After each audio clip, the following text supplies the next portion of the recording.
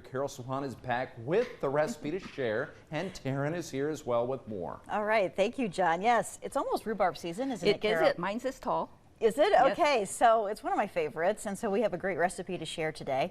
And this is like a pudding? Like a batter pudding, and it's from the Ranke family cookbook.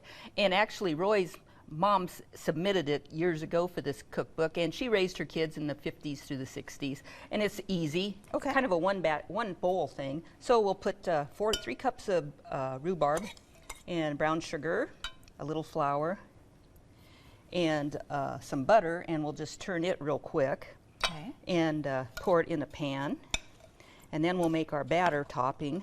So this is one you make a lot. Yeah. You know it's a good one. Yeah, it's a good one, and it's easy, and it makes just a nice little small batch, so you don't have. I usually put stuff extras in the freezer, but still sometimes you don't want it to. Do you make comments like by your recipes that are good, like delicious Yes. or very good? My mom does that too, so you know which ones are the good ones. Yes. So now we'll put sugar. Half and half. You can use cream also, but half and half works. Okay. 1 egg, and this is the good pudding part. Just 3/4 cup of flour. That makes the pudding, instead of being a heavy batter or a crumb batter. Little salt and some baking powder, and then you just stir this up real good.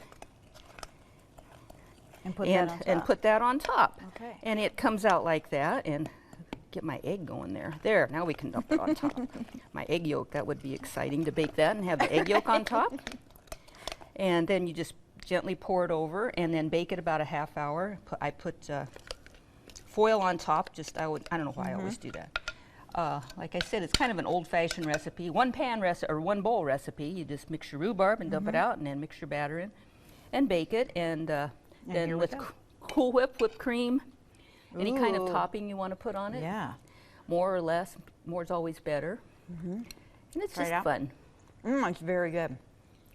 And I know John Chapa was here today, and he's a rhubarb man, so he's probably taking notes here. Yeah, and I actually used frozen rhubarb from last year, but you can use your fresh rhubarb too. True, okay. And it worked equally as well. Perfect, thank you, Karol. And this recipe will be on our Pure Nebraska Facebook page after the show. Back to you, John. All right, sounds good. Thank you, guys.